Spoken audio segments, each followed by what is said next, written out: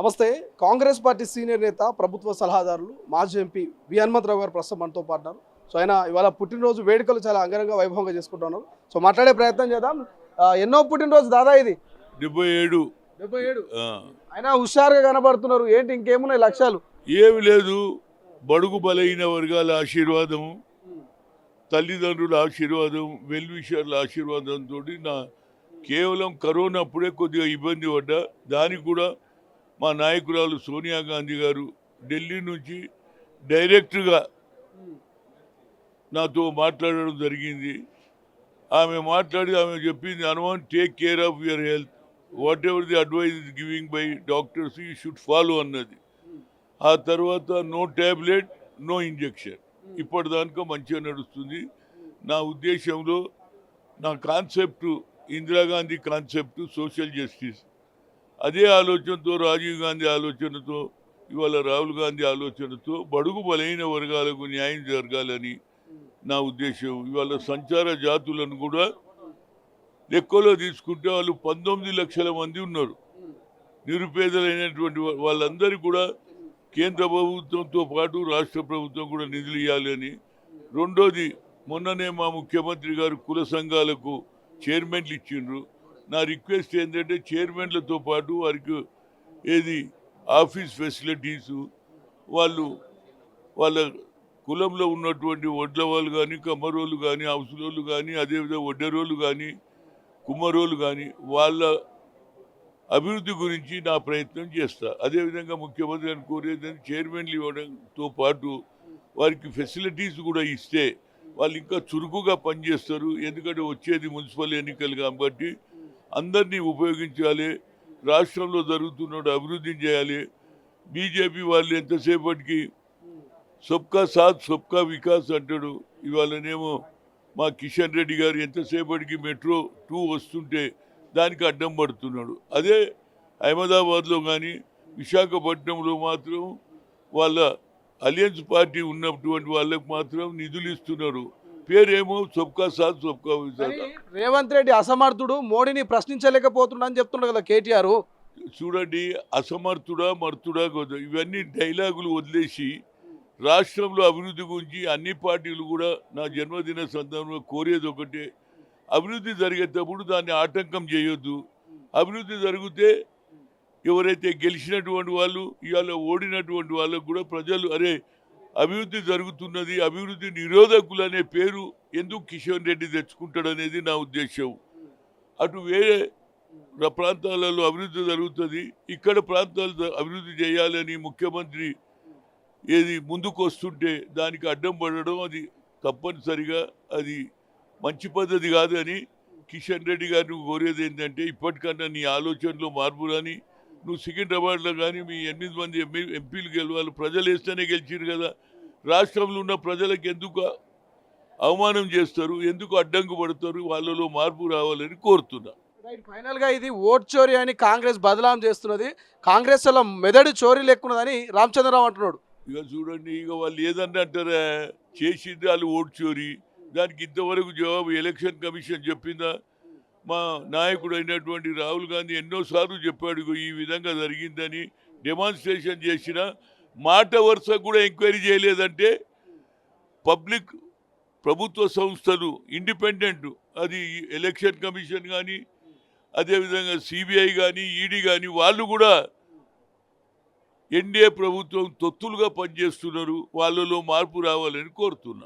ఏదైతే ఇప్పుడు ఓట్ల చోరీ కనుక జరుగుతుందని ఇట్లా కామెంట్ చేస్తున్నారో, ఈ ఫేక్ ఓట్లు పోతే కాంగ్రెస్ గెలవదని భయపడుతున్నాను అంటున్నారు. ఫేక్ కాదురా బాబు, మీరు ఫేక్ ఓట్లని ఉన్న ఓట్లను తీసేస్తున్నందుకు మేము ఫైట్ చేస్తున్నాం. అంబేద్కర్ ఏం రాసిండు రాజ్యాంగంలో? ముఖేష్ అంబానీకి ఒకే ఓటు, రిక్షా దొక్కేవానికి ఒకే ఓటు. వాళ్ళకి అన్యాయం జరగదు, రిక్షా దొక్కేవానికి న్యాయం జరగాలని మేము కాంగ్రెస్ పార్టీ పోరాడుతున్నాం. అందుగురించే సర్ మీద ట్రైనింగ్ క్యాంపులు పెడుతున్నాం. ఏ విధంగా బూత్ వైజ్ కమిటీలు, బ్లాక్ వైజ్ కమిటీలు ఇంటింటికి పోవాలి.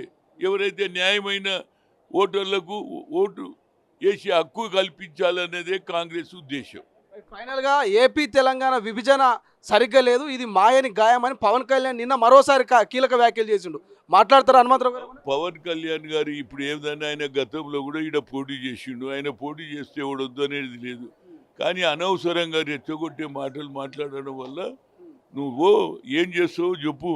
ప్రతి పార్టీ పెట్టిన తర్వాత దానికి ఒక ఐడియాలజీ ఉంటుంది, ఒక పద్ధతి ఉంటుంది.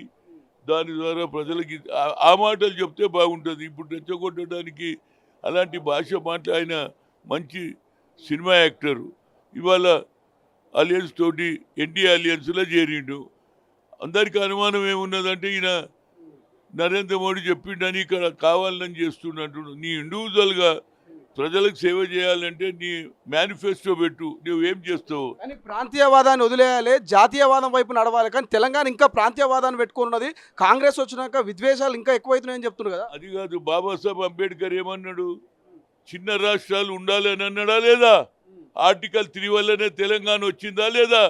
ఇక పెద్ద రాష్ట్రం వాళ్ళు మాదే రాజ్యం అని చిన్న రాష్ట్రాలను ఓవర్లుక్ చేస్తారని బాబాసాహెబ్ అంబేద్కర్ ఆలోచన ఆ రోజు ఆర్టికల్ 3 పెట్టిండు. కాబట్టే ఇవాళ తెలంగాణ వచ్చింది. చిన్న రాష్ట్రాలు ఉండాలి, పెద్ద రాష్ట్రాలు ఉండాలి. చిన్న రాష్ట్రాలకు సరైన న్యాయం జరగాలనేదే మా ఉద్దేశం. దానికి ఇవాళ రేవంత్ రెడ్డి గారు తెలంగాణను డెవలప్ చేస్తుండు, 4th సిటీ చేస్తుండు, అదేవిధంగా స్పోర్ట్స్ సిటీ చేస్తున్నాడు.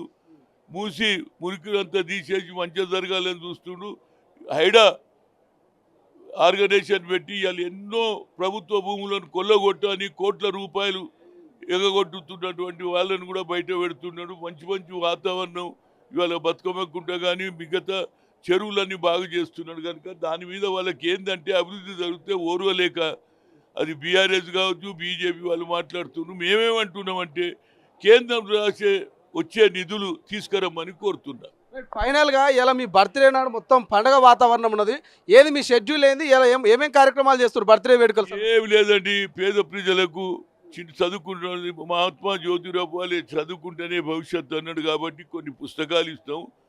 సఫాయి కర్మచారులు పాపం పొద్దున్న లేస్తేనే సాఫ్ చేస్తుంటారు, వాళ్ళకు చీర పంపిణీ చేయాలనేదే నా ఉద్దేశం. ఎందుకంటే ప్రతిసారి భోజనాలు పెట్టేది ఉంటుంది. కానీ నేనేమంటున్నా, ఒక చీర కట్టుకున్నట్టు తల్లి కట్టంగానే అయ్యో ఆనాడు హనుమంతరావు ఇచ్చిన జన్మదినంలో ఈ చీర అని అంటారు. పుస్తకాలు చదివే పిల్లలు ఏమంటారు నాకు, అరే హనుమంతాన్ని ఇచ్చిండు, నేను చదువుకుంటున్నా, అది ఫస్ట్ కావచ్చు సెకండ్ కావచ్చు అని అభివృద్ధి ఆలోచనలోనే నా ఆలోచన ఉంటుంది. ఎక్కడ అన్యాయం జరిగినా ఇవాళ ఇంకొక మాట చెప్తా.